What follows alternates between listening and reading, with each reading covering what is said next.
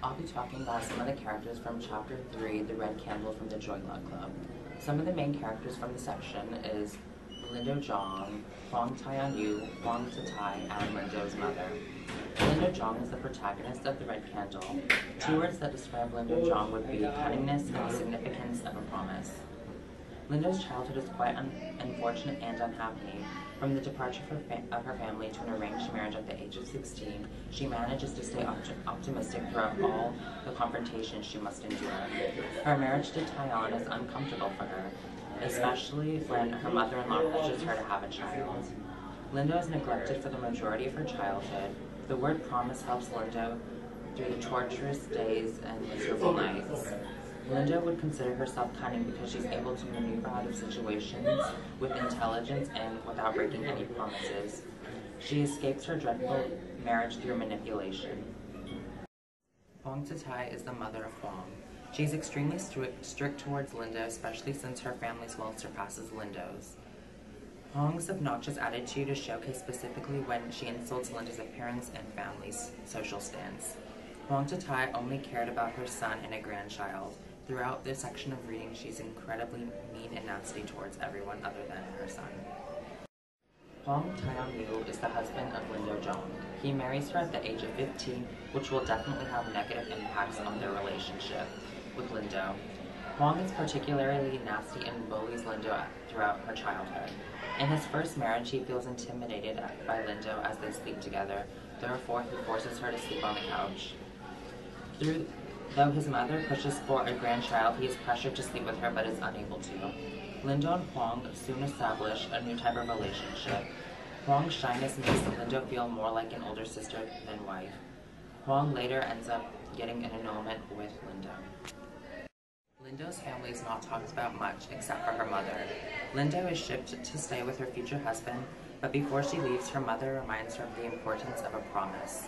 The idea of staying truthful and honoring her family.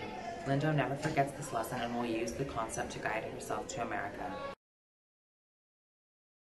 Lindo remembers when at the age of 2, a matchmaker came to her house for an intervention between her and the son of Huang Tatai. She realizes that her husband-to-be Taiyanyu is a spoiled little boy due to his position as the Huang family's only son. When Lindo's fell, a flood destroys most of her family's property, leaving them bankrupt. Due to the flood, Lindo's family moves to Wuxi, leaving Lindo behind to join the Huang household. Before they leave, her mother tells us not to disgrace the family. When Lindo arrives at the Huang house, she's treated like a servant, but she's determined to honor the family. Lindo learns to cook, clean, and embroider to meet the exact standards of Taiyanyu and Huang Tatai. When Lindo turns 16, Huang Tatai makes preparations for a marriage.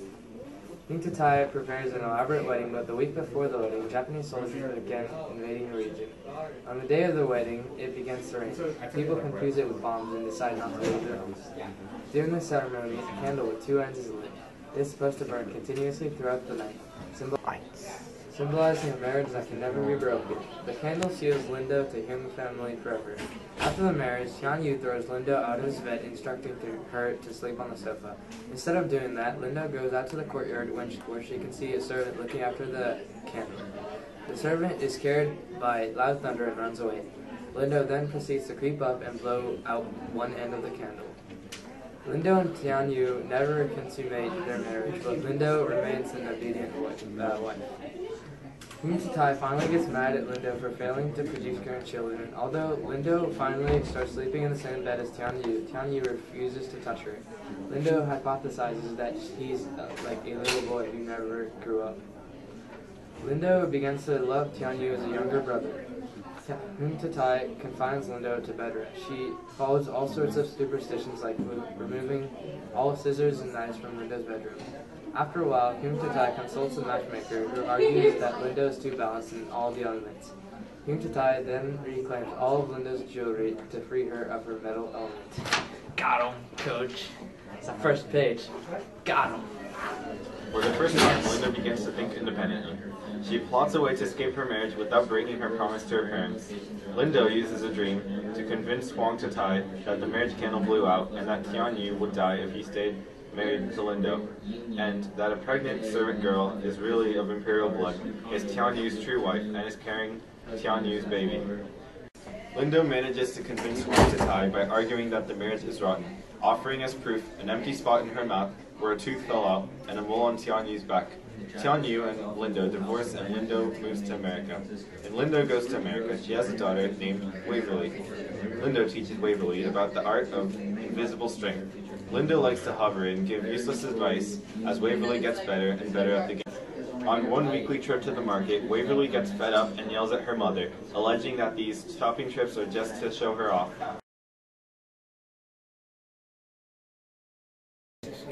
In this chapter, two important motifs are the red candle and the gold bracelet.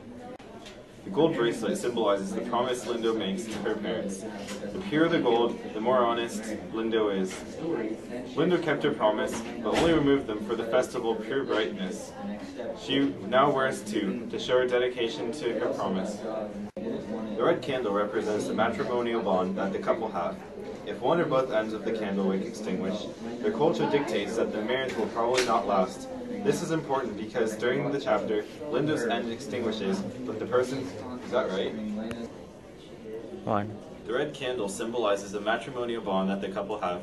If one or both ends of the candle wick extinguish, their culture dictates that the marriage will probably not last. This is important because during the chapter, Tianyu's end extinguishes, but the person who guards the candle at night relights it to not get in trouble. Imagery is used in this chapter to help the reader visualize Lindo's complications with her marriage. Phrases such as muddy water and dark courtyard emphasize this. In this chapter, gold represents purity and red represents promise. Thanks for watching, and don't forget to subscribe.